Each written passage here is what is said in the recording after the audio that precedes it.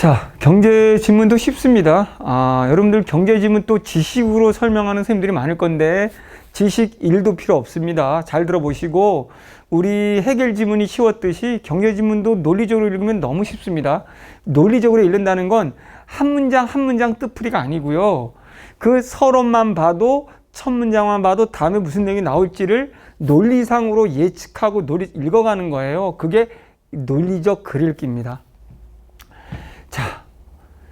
자, 글 쓰는 저로서는, 글을 쓰는 저로서는 이런 게 사실 너무 쉽거든요. 사실은 기축통화는 이제 설명하는 거예요. 국제거래의 결제수단으로 통용되고 환율 결정의 기준이 되는 통화이다. 그럼 앞으로 기축통화 얘기하려는 건가 봐. 그러면 기축통화를 얘기하는데 이 기축통화는 결제수단으로 국제거래의 결제, 그럼 이 얘기할 것이고 국제거래 결제하고 그 다음에 환율 결정.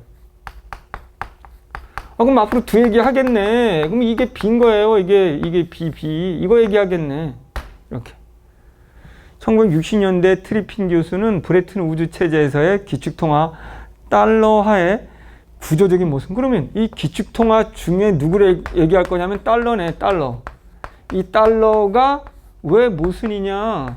그러면 이 모순이 결제와 환율에 관련되어 있는 건가? 모순이다. 그럼 뭐가 문제냐? 뭐가 모순이냐?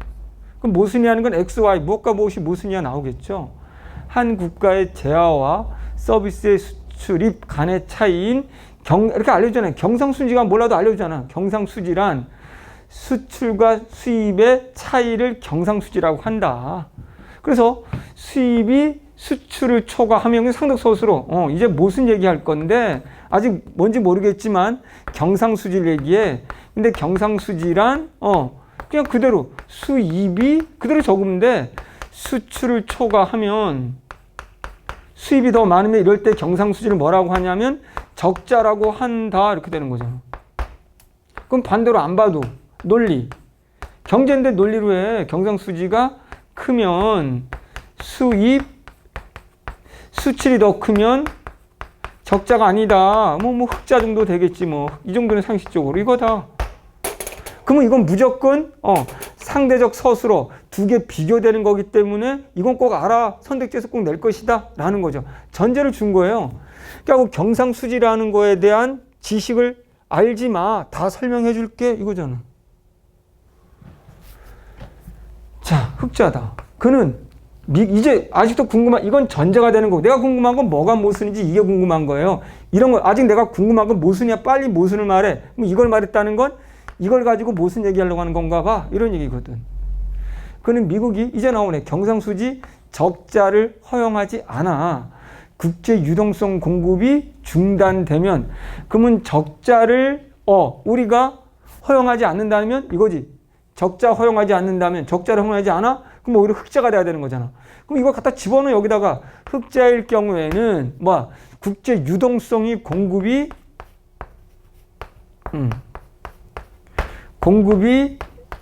중단된다, 안 된다, 유동성 공급이. 자, 몰라도 되지만 지식으로 본다면 얘네들이 수출을 해. 수입은 안 해. 수입을 할 경우는 돈을 주고 물건을 사오면 이 달러가 밖으로 나가서 외국으로 유동성이 돈이 공급이 되는 거죠. 이런 지식 몰라도 되는 거예요. 근데 만약에 수입이 더 크다, 적자라면 계속 돈을 주고 사와야 돼. 얘 달러 주면 달러가 외국으로 나가니까 외국의 달러가 공급이 많이 되겠지. 그러니까 공급이 안 되는 거고 반대로 얘네들은 적자가 되면 유동성이 공급이 많아지는 거겠지. 안 봐도 이거지 논리상으로. 자, 지식이 필요 없어요. 중단되면 세계 경제는 크게 위축될 것이면서도 공급이 안 돼. 얘네들이 계속 수출만 많이 해. 미국이 기축통화가 달러가.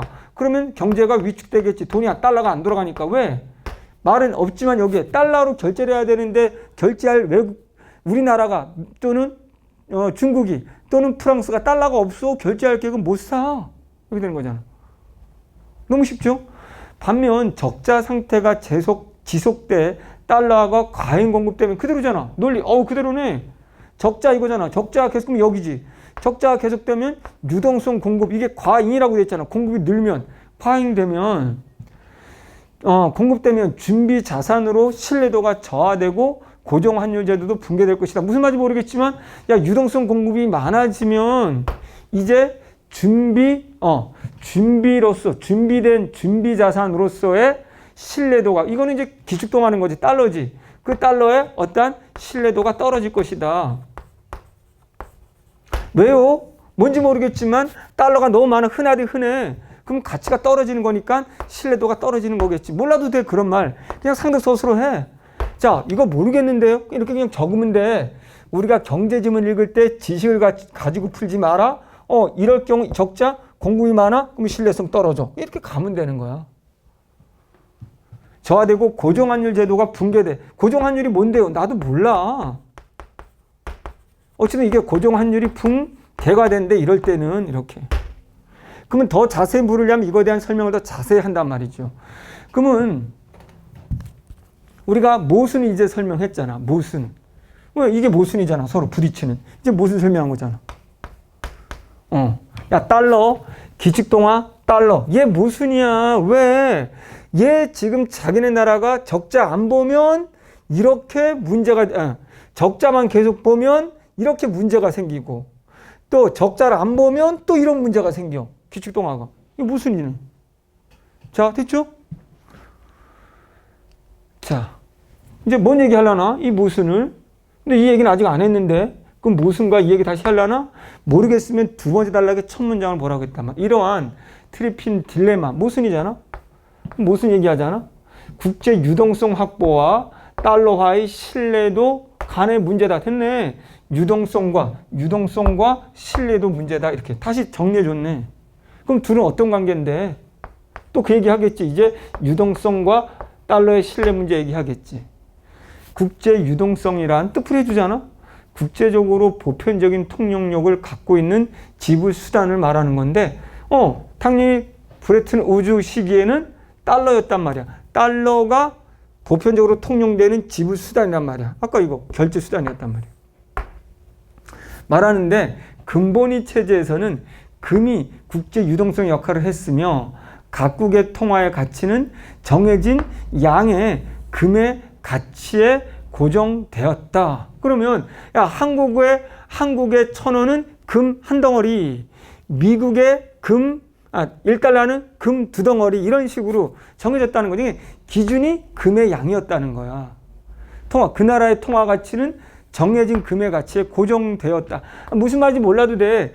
금본이라는 기억. 지금 갑자기 이제 이거는 달러 중심이라는 브레튼 우드 체제고 그 과거로 돌아왔을 때 이제 기억은 자 요거 정리하면 돼. 정리하면서 따라가야 돼. 정리하면서. 그러면 기억. 금본위 제도에서는 자 금의 가치마다 다 금에 고정된 각 나라마다의 고정된 가치. 각 나라마다. 이에 따라 국가 간 통화의 교환 비율은 환율은 자동적으로 결정됐어. 각 나라마다. 야 그러면 우리나라는 금 한 덩 몰라도 돼. 금 한 덩이에 1,000원이야. 야 니네 나라는 금 한 덩이에 그럼 뭐니? 우리나라는 금 한 덩이에 0.5달러야. 그럼 우리나라 1,000원하고 0.5달러 바꾸자. 이렇게 된다는 거지 뭐. 자동으로 그렇게 환율이 자 우리는 이제 환율이 나온 거죠. 환율이 결정된다. 금일 때는 이렇게 됐다. 그러면 니은 브레튼 우즈는 그대로 갖다 논리를 집어넣으면 돼. 뭐야? 그때는 달러가 대신하는 브레튼 우즈 달러다. 그러면 달러당 각 나라 달러의 가치를 각 나라를 하고 그러면 자동적으로 환율이 결정된다. 야 1달러에 1,000원이야. 그러면 니네 나라는 1달러에 우리는 3프랑이야. 그럼 우리나라 1,000원하고 3프랑하고 바꾸면 되겠네. 이렇게 되는 거지 뭐야. 자동적으로 결정된다. 여기에 고정되니까. 너무 쉽잖아. 이게 무슨 지식이 필요해? 이후 브레튼 우즈 체제에서는 국제 유동성으로 달러화가 추가되어 금, 환, 본위제. 금도 되고 환도 되는 거지. 그러면 이제 니은은 금으로도 바꾸고 금환, 본위제가 되었다. 이게 브레튼 우즈지. 니은은 환은 돈, 브레튼 우즈 시대에는 이게 금, 환. 1944년에 성립된 이 체제는 미국의 중앙은행의 금태한 조항에 따라 금 1온스와 35달러를 언제나 맡겨내 줘야 한다는 의무를 지니게 되었다. 그러면 금 한 덩어리에 한 달러로 35달러 이렇게 이게 정해졌다는 거지. 한다는 거 다른 국가들은 달러화에 대한 자국통화의 가치를 고정했고 똑같이 아까 논리 그대로잖아. 그러니까 자, 금 한 덩어리에 35달러야. 그런데 자, 아까 말한 것처럼 예를 들어서 프랑스는 1달러에 뭐 3프랑. 그러면 한국은 1달러에 1,000원 이렇게. 그럼 서로 1,000원과 3프랑 바꾸면 돼. 이렇게. 얘네 환율이 결정돼. 그렇지. 자, 그러면 결정하고 달러화로만 금을 매입할 수 있었다. 그럼 우리나라는 지금 금 한 덩어리 살려면 1,000원 1달러 거기 곱하기 35 어쨌든 35달러가 있어야 되는 거잖아. 그럼 우리 35 곱하기 1,000 해서 금 하나 살 수 있는 거지. 그럼 어쨌든 우리는 35달러를 바꿔야 되는 거지. 35달러로 한국 돈을 바꿔야 되고 프랑스도 역시 35달러를 바꿔야 되겠지. 프랑으로. 그래야지 금을 살 수 있는 거지. 환율은 경상수지에 구조적 불균형이 있는 예외적인 경우를 제외하면 플러스 마이너스 1% 내에서의 변동만을 허용했다. 그러니까 이건 아까 말한 고정환율이라는 거죠. 고정환율이다.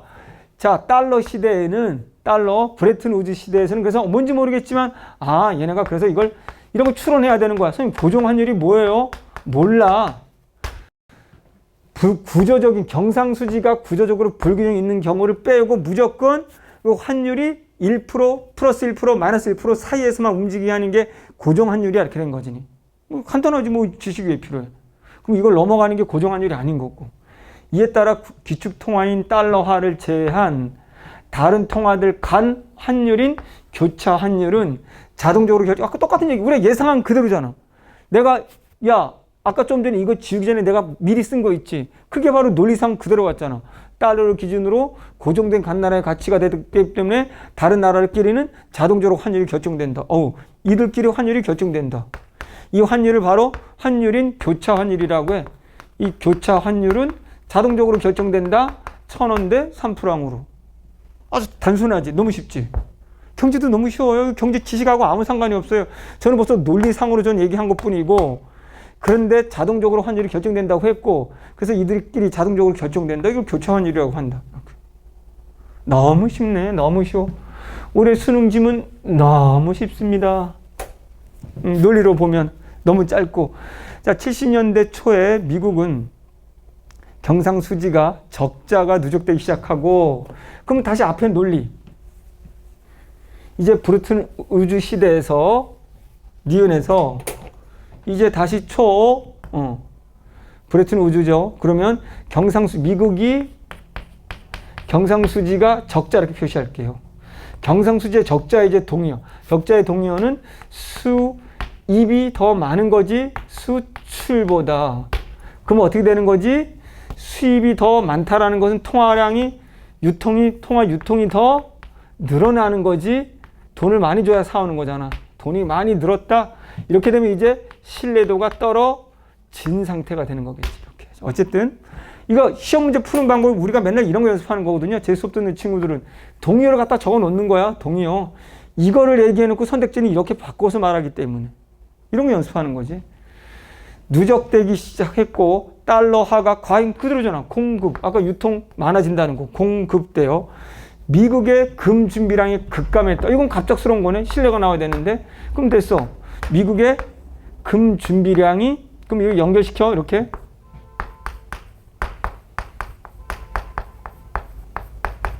자, 미국에서 금을 줘야 되는데 달러가 많아졌다는 말은 외국에 달러가 많이 나갔어.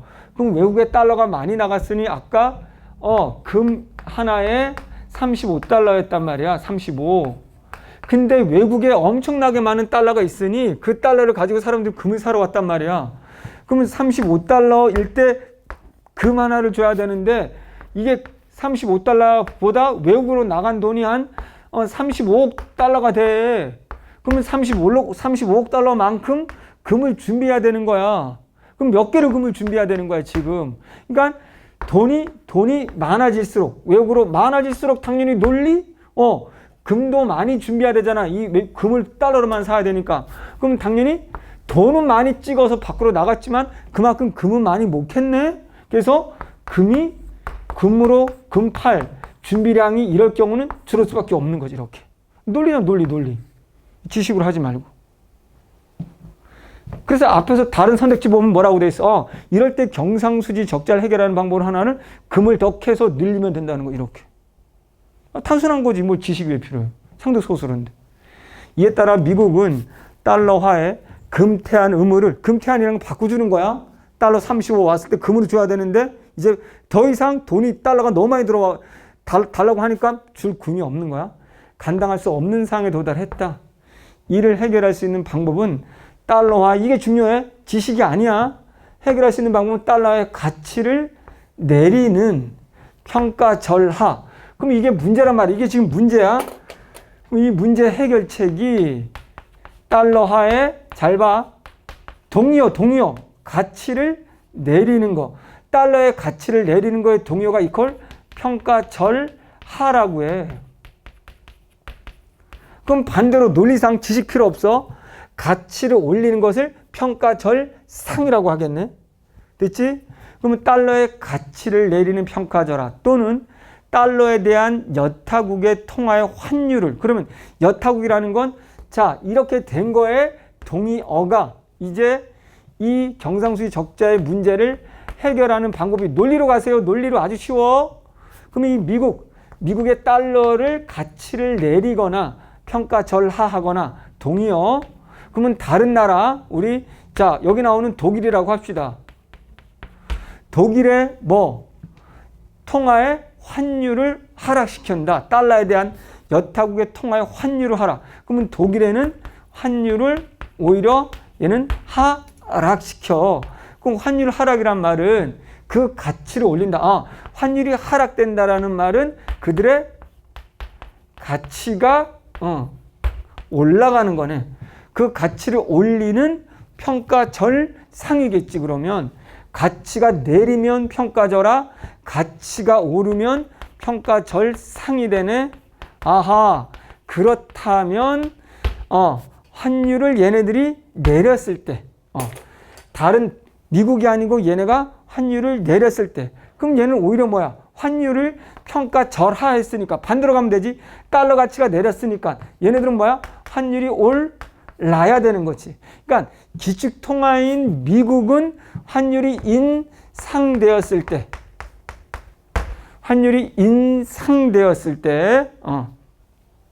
얘네들은 경상수지를 극복할 수 있는 거지. 반대로 다른 나라의 환율이 내려갔을 때 경상수지를 극복할 수 있는 거지. 그러니까 요거 지식이 아니고 요걸 논리상으로 이렇게 할 수 있어야 되는 거야. 미국과 이럴 때만 이게 되는 거야. 여기다가 내가 지식을 설명해 볼게. 근데 지식 그런 거 알 필요가 없어. 다른 나라의 환율이 내려간다는 건 독일이, 자, 마르크라고, 마르크 맞나 모르겠네. 1마르크자. 만약에 1달러에 옛날에는 100마르크였는데 이제 1달러에 더 내려서 10마르크로 내려버리는 거지. 그러면 1달러에 10마르크로 내려간다면 당연히 1달러에 대한 돈의 가치가 확 올라가잖아. 1달러를 사기 위해서 100마르크가 필요했는데 1달러를 사기 위해서 10마르크만 이제 있으면 돼. 라고 돈의 가치가 올라가는 거 평가절상이라고 하는 거지. 그렇게 되면 이제 뭐다? 얘네 나라 애들이 미국에서 물건을 팔기가 어려워요. 그럼 오히려 미국이 이런 나라에 물건을 팔기 쉬워. 그럼 여기다 물건을 팔면 이제 오히려 달러는 돈이 들어오는 거지. 통화 공급이 줄어드는 거. 이런 지식을 알 필요가 없어. 그런 말 안 했잖아. 이 논리관계만 이해하면 돼. 너무 쉽잖아. 절상. 하지만 브레튼 우드 체제하에서 달러화의 평가절하는 규정상 불가능했다. 왜 안 돼? 고정 환율이라고 했으니까 안 되는 거지. 일부러 내릴 수 없단 말이야. 끌어내릴 수 없다. 그러니까 안 되는 거였지. 불가능했고 당시 대규모 대미 무역 흑자 상태였던 독일하고 일본 등 주요 급등은 평가 절상에 나서려고 하지 않았다. 그럼 여기에 독일하고 미국, 아니 독일하고 일본. 자, 얘네들은 환율을 인상, 평가 절상해야 되는데 안 하고 있고, 얘네들은 고정 환율제 때문에 내릴 수도 없고, 그냥 극복을 못하게 된 거지. 이 상황이 유지되기 어려울 것이라는 전망으로, 유지된다는 것은 얘네들이 뭐야? 평가 절상을 안 하는 게 유지되기 어렵다. 언젠간 얘네는 올릴 것이다 라는 거지. 얘네들은 언젠간 내릴 것이다. 평가 절하. 언젠간 얘네는 환율이 인상할 것이다. 얘는 언젠가 뭐 환율을 인하할 것이다. 이렇게 라는 기대 때문에 투기적 수요가 증가했고, 결국 환율의 변동 압력은 더 커질 수밖에 없었다. 이 평가 절상이 됐기 때문에, 자, 얘네들의 돈의 가치가 올라가기 때문에 얘네 여기다 투자를 하는 거지. 얘네 돈의 가치가 올라가네. 이렇게. 너무 쉬워. 경제 지식으로 접근하지 마. 글로 접근해. 글로. 상득 소수로 정리하는 거로 접근해. 너무 쉬워 지금. 이러한 상황에서 각국은 보유한 달러화를 대규모로 금으로 바꾸기를 원했다. 지금 돈이 너무 많아. 아까 유동성 공급이잖아. 과잉. 그러니까 이걸로 빨리 저기 뭐 바꾸고 싶어? 금으로 바꾸고 싶은 거야. 미국은 결국 1970년 달러화의 금태한 정지. 야, 우리 못해 임마. 이제 못 바꿔줘. 하고 쇼크를 단행했고, 브레튼 우드 체제는 그래서 붕괴됐다는 거야. 그러나 붕괴 이후에도 달러화의 기축통화 역할은 계속되었다. 이제 안 한다고 했는데도 또 됐네. 그 이후로 규모의 경제를 생각할 수 있다. 야, 왜 포기했는데도 얘네가 기축통화야? 이유가 규모의 경제다. 선생님, 규모의 경제는 뭔데요? 몰라. 알려고 하지 마. 이유가 기축통화가 계속되는 건 규모의 경제 때문에. 그럼 설명하겠지. 세계의 모든 국가에서 즉 어떠한 기축통화도 없이 각각 다른 통화가 사용되는 경우, 미국 달러 없이 모든 나라 그냥 지들끼리 통화가 사용되는 경우, 두 국가를 짝짓는 경우의 수만큼 미국과 영국 환율, 하나의 환율 다르겠지? 그러면 그 다음에 또 독일과 영국 그들끼리 기축통화가 없으니까 또 일본과 한국끼리 그러면 둘이 짝짓는 계속 환율의 경우가 생기는 거지. 그런 아파트 하나의 기축통화를 중심으로 외환거래를 하면 미국을 중심으로 하면 나머지는 자동으로 된다고 그랬잖아. 외환거래를 하면 비용을 절감하고 비용을 절감해서 뭔가 하는 게 규모의 경제라고 가야 되는 거지. 규모의 경제가 뭔지를 알 필요가 없다라는 거지. 이해됐지?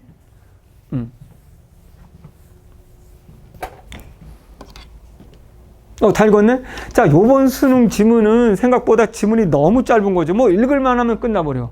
근데 다 필요 없고 누누이 경제 지문 읽는 방법은 상대적 서술로, 상대적으로, 인과관계 요것만 잘 정리하면 된다. 지식으로 접근하지 말라 이거거든요. 풀어보시죠 뭐.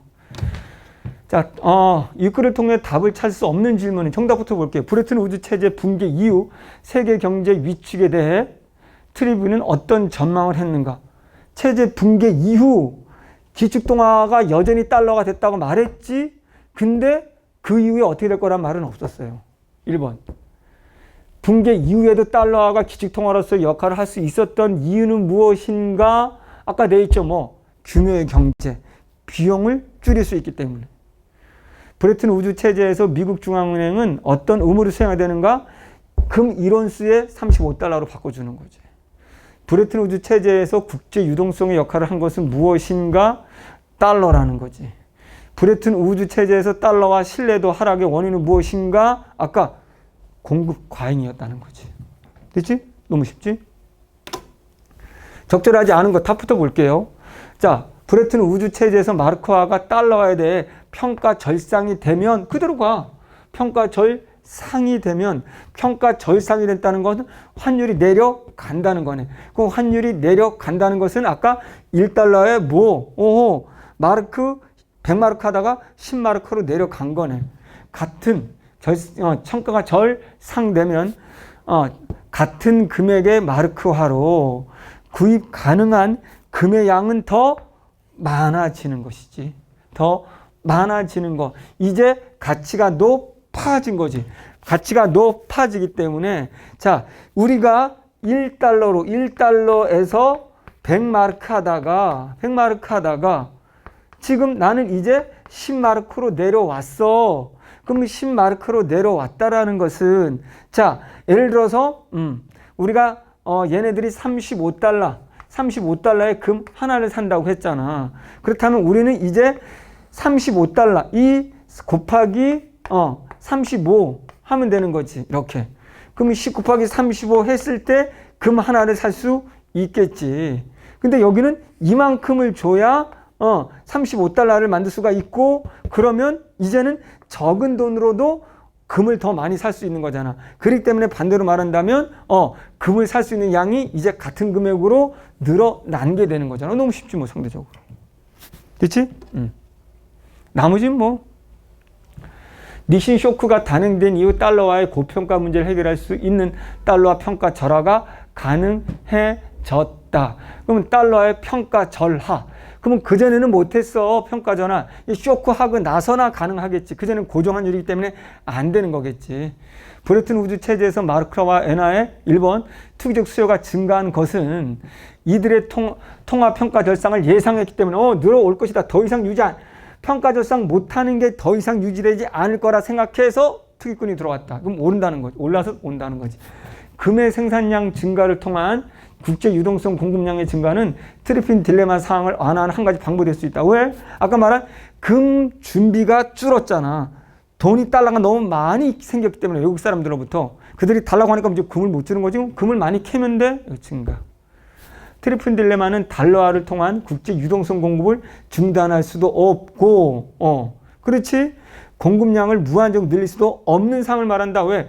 유동성 공급을 중단한다라는 건 돈이 안 나가는 거니까 결국은 뭐다? 얘가 적자를 하지 않는 거지. 흑자가 나는 거고, 그러니까 흑자 나는 거니까 얘네들은 수출만 해. 그러니까 돈이 안 나가는 거고, 또 공급량을 무한정 늘릴 수도 없다는 말은 얘네들이 무한정 그럼 뭐야? 적자를 봐서 돈이 무한정 나가게 되면 신뢰성이 깨지는 거니까 라는 거잖아. 어렵지 않지? 자, 기역, 니은, 디귿 각각 대한 설명으로 적절한 거 다 붙어볼게요. 니은에서 브레튼 우드 체제에서 교차 환율의 가지수는 자, 미국을 뺀 나머지 국가들인 거죠. 디귿에서는 어떠한 기축통화도 없어. 환율의 가지수보다 더 적다. 맞겠죠? 자, 한번 해볼게요. 미국을 포함한 3개 국가가 있다고 칩시다. 그러면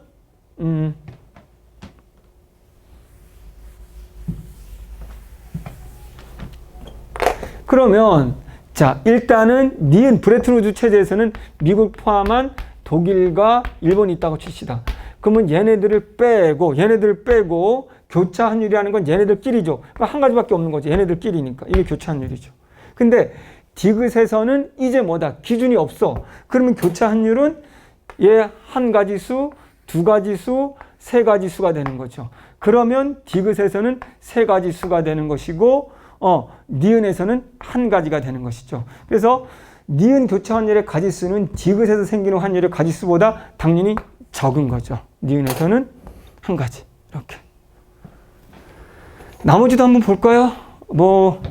기역에서 자동적으로 결정되는 환율의 가지수는 금의 자국 통화의 가치를 고정한 국가수보다 하나 적다. 자동으로 고정한 것이 자, 하나, 2개 국가죠. 그러면 2가 되는 것이고, 금에 대한 고정, 자, 기역에서 자동적으로 결정되는 환율의, 세 가지네요. 기역에서 기역, 근본이니까 제가 했습니다. 그럼 얘도, 금을 중심으로 세 가지. 그렇죠? 결정되는 환율의 가지수는, 자동으로 결정되는 환율의 가지수는 금의 자국통화의 가치를 고정하는 국가수와 같은 거죠. 그러면, 얘네도 3개, 얘네들도 3개. 자국통화의 가치를 고정한 국가수. 똑같은 거죠. 금의. 자동적으로 결정되는 환율의 가지수. 3가지. 그러니까 3가지니까 다시 또 한 가지. 미국, 독일, 일본. 각각 금에 고정되는 거니까 3가지. 그 다음에 얘네 환율 자동으로 결정. 얘네들끼리 하나, 둘, 셋 이렇게 셋으로 같은 거죠. 니은이 붕괴된 이후에도 여전히 달러화가 기축통화라면 니은이 붕괴된 이후도 니은에 비해 교차 환율의 가지수는 적어진다. 여전히 기축통화가 얘가 돼버렸어. 그럼 미국은 빼야 되는 거지. 그러면 기축통화라면 니은에 비해 교차 환율의 가지수는 적어진다. 그러면 니은에 비해서 적어지는 것이 아니라 교차 환율의 가지수는 똑같다는 거지. 기축통화를 빼고 나니까. 디귿에서 국가수가 하나씩 증가할 때마다 디귿에서 이 문제 선택지는 어렵습니다. 환율의 전체 가지수도 하나씩 증가하는 게 아니지. 디귿에서 국가 하나가 증가한다면 자 지금 세 개야. 미국, 독일, 일본 세 개야. 그럼 이때는 하나 자 여기에서 얘네끼리 교차 환율은 하나, 둘, 세 개였잖아. 세 가지였는데 만약에 여기에 한국까지 있다면 총 몇 가지가 되는 거야 지금. 자 하나, 둘, 셋, 넷, 다섯. 그러니까 하나 증가하는가 더 증가하는 거죠. 벌써 5개가 돼버린 거죠. 그러니까 틀렸죠. 기억에서 니은으로 바뀌면 자동적으로 결정되는 환율의 가지수가 많아진다. 자, 근본위 체제에서 기억에서 니은으로 바뀌면 니은은 브레튼 우즈라는 건 이제 누구죠? 미국을 기축통화로 놓는 거요. 그러면 결정되는 환율에 자동으로 결정되는 환율의 가지수가 많아진다? 아니죠. 우리가 더 적어지는 거죠. 그럼 미국을 빼고 이제 니은을 하면 미국을 빼고 이제 독일하고 일본이 남았으니 얘네들은 자동으로 결정돼 버리기 때문에 여기는 두 가지라면 거기는 거시기. 기억에서는 이제 세 가지니까 더 적어지는 거겠죠. 많아진다가 아니고 적어진다겠죠. 자, 요거 13번 윗글을 참고할 때 보기라고 되어 있어요. 그래서 만약에 논리로 본다면 사실은 4번이 보입니다. 논리로 보면 4번이 보이는데 자, 보기 보면 그냥 쉬워서 한번 보세요. 브레튼 우드 체제가 붕괴된 이후 두 차례의 석유 가격 급등을 겪으면서 붕괴됐어. 기축통화인 A국의 금리는 A국 기축통화래. 얘네 금리는 인상됐고 사실 별로 이게 안 중요해요. 왜냐하면 이런 거 할 때 이거 읽을 때 별로 이게 안 중요한 게 윗글에서는 금리에 관한 얘기가 없었잖아. 그럼 별로 안 중요한 포인트란 말이야. 사실은 그래서 선생님은 보기보다는 먼저 선택지를 먼저 보거든요. 그러니까 여러분들이 이상해 할까봐 제 수업을 들은 친구들은 바로 선택지 보고 봤을 거예요. 그리고 답을 찾았을 거예요. 어쨌든 보기 읽어보는데 보기를 보더라도 윗글과 연관된 걸 봐야 되는데 윗글에서는 지금 보다시피 금리라는 게 없어요. 금리와 크게 상관이 없는 거야. 근데 금리 얘기했으니까 이건 답의 후보가 될 수 없는 거야. 왜? 윗글로 금리 알 수는 없잖아. 그러니까 금리가 인상되고 통화 공급은 감소 이렇게. 자, 그래서 감소했다. 여기에 A국의 정부의 소득세 감면과 그러면 소득세 세 감면과 그리고 A국은 군비 중대는 금리를 인상시켰으며 높은 금리로 인해 대량으로 외국 자본이 유입돼서 그래서 금리가 높으니까 외국 자본이 들어왔고 유입됐고 A군 이로 인한 사항을 해소하기 위한 국제적 합의를 주도하여 서로 교역을 하며 각각 다른 통화를 사용하는 국가 A, B, C는 외환시장에 대한 개입을 합의했고 이로 인해 A국 통화에 대한 B국 통화와 C국 통화의 환율은 각각 50%, 30% 하락했다. 그럼 딱 보는 순간 지문하고 똑같네 라는 거죠. 지문하고 똑같은 말은 자 만약에 이럴 때 A국을 우리가 기축통화인 미국으로 합시다. 그러면 지문에서 B국을 독일이라 하고 C국을 일본이라고 합시다. 그럼 보다시피 환율 하락 똑같네. 그래서 B국과 C국 얘를 50% 환율을 하락시키고 얘를 30% 환율을 하락시켰다는 경우이네. 그럼 이거 그대로. 자, 언제나 수능에서는 보기 문제가 보기가 중요한 게 연결되는 부분은 이건 다 모르겠고 결국 이거네. 지문하고 똑같네 라고 되는 거죠. 됐죠? 그럼 이제 문제가 너무 쉬운 거야. A국의 금리 인상과 통화 공급 감소로 인해 A국 통화의 신뢰도가 낮아진 것은 외국 자본이 대량으로 유입되었기 때문이겠군. 외국 자본이 대량으로 유입되었기 때문에 신뢰도가 낮아진 건 아니고 지금 금리가 높고 공급이 떨어지고 이런 상태에서 외국 자본이 대량으로 유입된 거. 지금 인과관계가 바뀌었지. 그런데다가 윗글을 토대로 보면 통화 공급이 감소로 인해서 통화의 신뢰도가 낮아진 게 아니고 신뢰도 한다면 통화가 너무 많을 때 신뢰도가 떨어지는 거거든. 이건 공급이 오히려 감소라고 되어 있거든. 그럼 윗글을 본다면 안 맞는 거지. 됐지? 그리고 외국 자본에 대량으로 유입되었기 때문인 것은 이거는 오히려 공급이 줄고 금리가 높았기 때문에 인과관계 얘가 들어온 거지. 얘 때문에 이렇게 된 게 아닌 거지. 여러모로 틀렸지. 국제적 합의로 인한 A국 통화에 대한 B국 통화의 환율 하락으로 B국 통화 환율 하락했어. 50%. 국제 유동성 공급량이 증가하여 A국 통화의 가치가 상승했겠군이라고 돼 있어. 그러면 잘 봐봐. 여기 이 나라의 환율을 하락을 시켰다는 말은 동의어는 얘네들의 평가자라. 얘네들의 가치를 떨어뜨리는 거, 환율을 올리는 거하고 같은 거라는 말이야. 그러면 얘네는 A국은 가치가 오른 거겠지.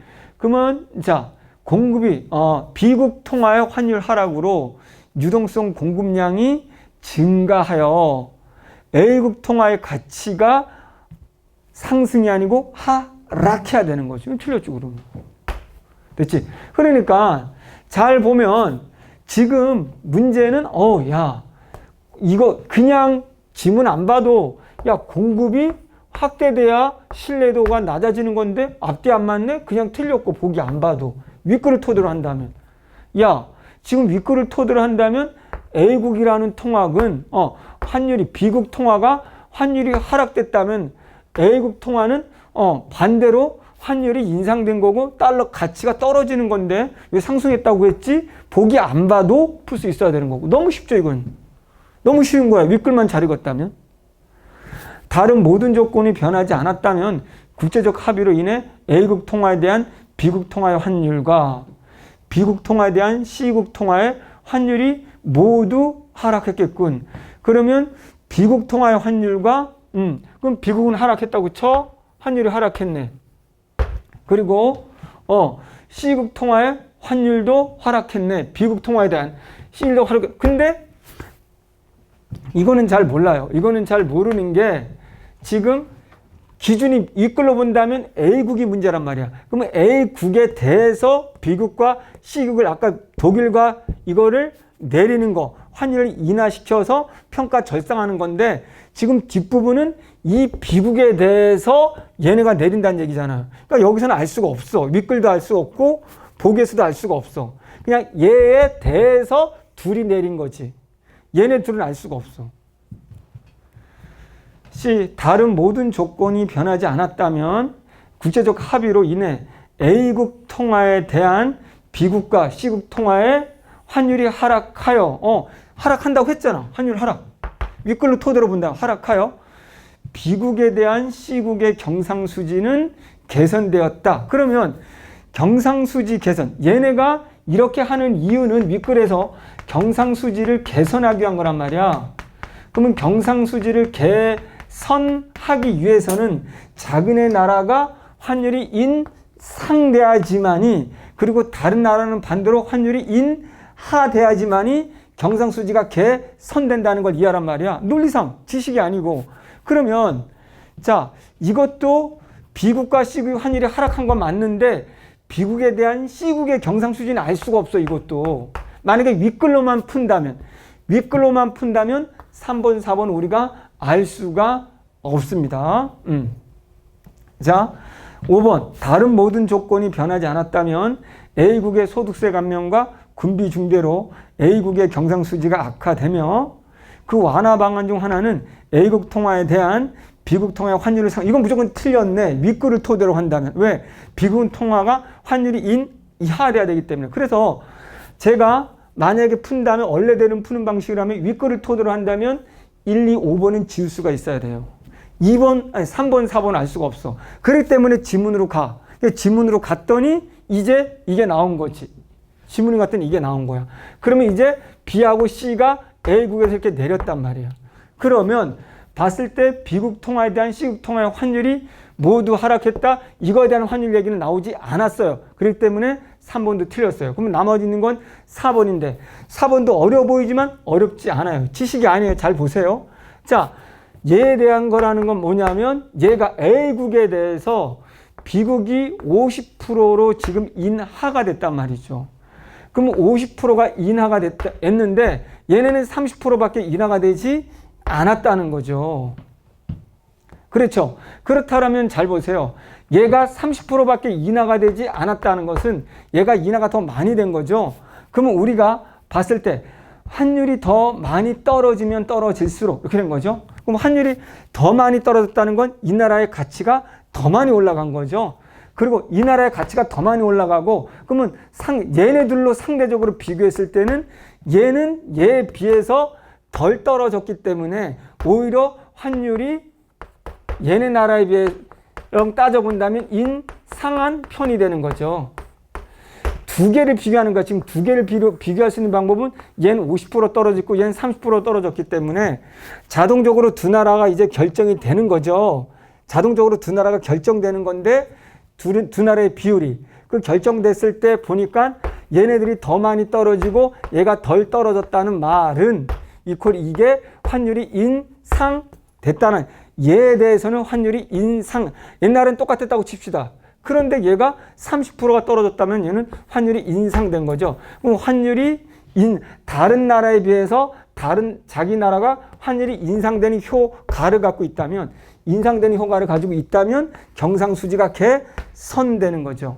그렇기 때문에 환율이 더 인상되는 적게 인하됐기 때문에 반대로 얘는 인상된 거라는 거 알아야 되는 거죠. 그러면 얘보다 그래서 얘가 개선되는 거죠. 그래서 C국의 경상수지는 개선되는 거죠. 그래서 크게 어렵지는 않습니다. 됐네요. 너무 쉽게 끝났네요. 자, 이렇게 해서 잠시 우리가 또 쉬었다가 아주 짧은 과학 지문도 보도록 하겠습니다.